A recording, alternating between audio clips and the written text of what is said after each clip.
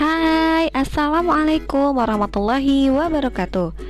Bertemu lagi untuk pembelajaran kita pada hari ini di tema 3 benda di sekitarku, subtema 2 wujud benda pada pembelajaran 6. Sebelum belajar, mari berdoa terlebih dahulu. Berdoa mulai. Berdoa selesai. Sebelumnya kita sudah belajar mengenai wujud benda dan jenis-jenisnya. Wujud benda ada sebagai anugerah dari Tuhan Yang Maha Esa. Benda diciptakan Tuhan dengan beraneka ragam wujudnya. Pernahkah kamu membayangkan jika wujud benda hanya satu? Apa yang akan terjadi? Setiap benda mempunyai sifat dan fungsinya masing-masing. Nah, kamu telah mempelajari benda dan sifatnya. Coba sekarang kita lengkapi bagian berikut ini.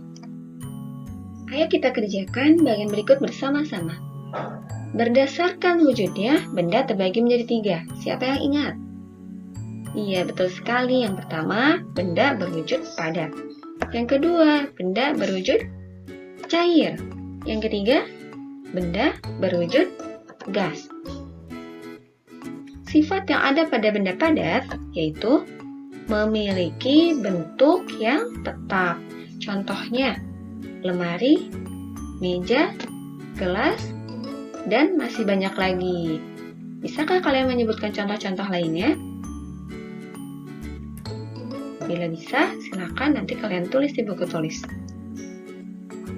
Sifat dari benda cair mengikuti bentuk wadahnya. Contohnya, air, sirup, kecap.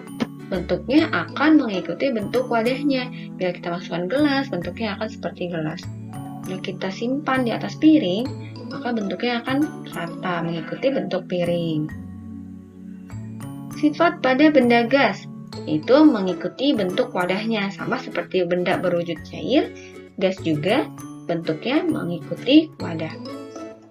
Contohnya ada oksigen, awan, gas, asap, dan lain-lain. Ayo mengamati. Lakukan secara berkelompok. Pilihlah satu tempat untuk melakukan pengamatan. Perhatikan benda-benda yang ada di tempat tersebut. Catatlah benda-benda yang ditemukan dengan menuliskan tabel berikut ini pada buku catatanmu. Berikut tabel pengamatan yang perlu kalian tulis pada buku catatan. Tuliskan lokasi pengamatannya di mana. Benda yang diamatinya tulis pada tabel berikut. Sebagai contoh, di nomor 1, kalian menemukan meja. Kalian tulis nama bendanya meja. Lalu bahan pembentuknya apa? Karena meja terbuat dari kayu, maka kalian tulis kayu.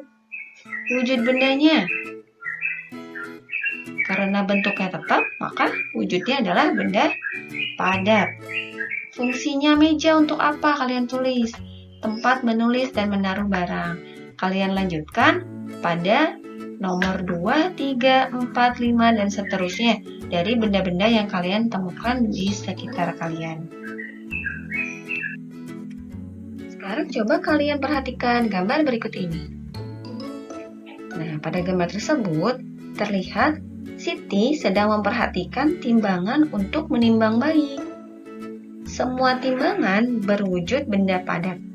Apakah kamu pernah melihat timbangan selain berwujud benda padat? Ada beberapa satuan massa yang sehari-hari disebut berat, seperti kilogram, gram, dan ons. Ketiga satuan ini saling berhubungan.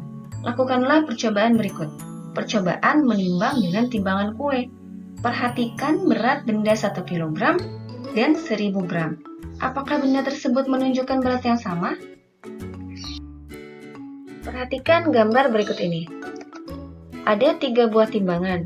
Pada timbangan 1 berisi gula 1 kg. Timbangan 2 berisi beras 1 kg. Timbangan 3 berisi tepung 1 ons. Gambar 1 menunjukkan bahwa 1 kg sama dengan 10 ons.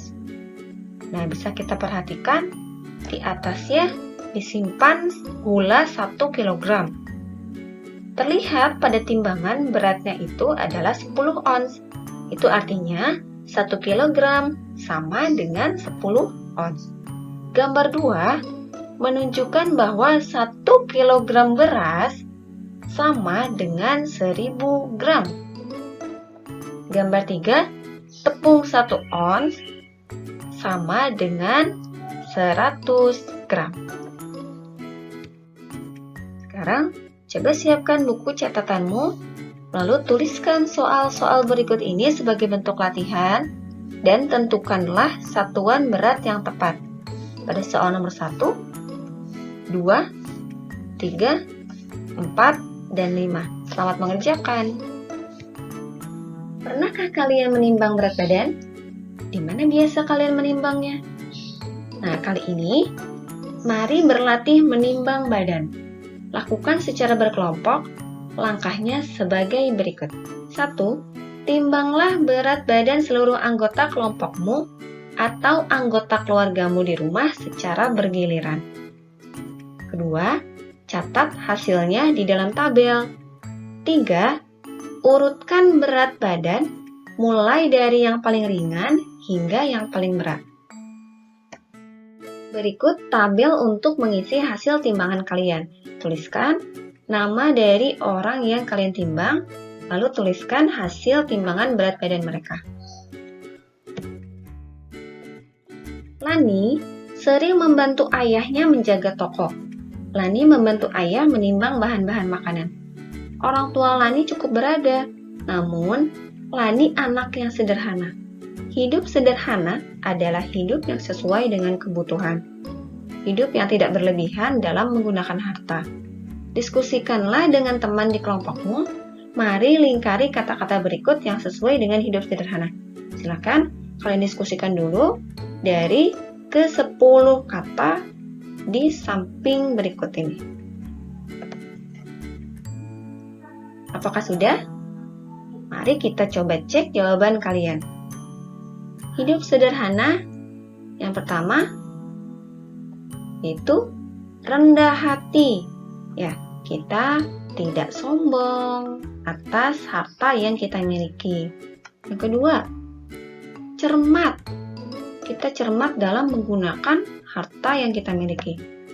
Yang ketiga, kita juga pandai berbagi dengan sesama.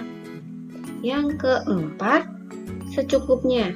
Jadi kita menggunakan harta kita untuk keperluan secukupnya apa yang penting dan dibutuhkan oleh kita. 5, yaitu hemat.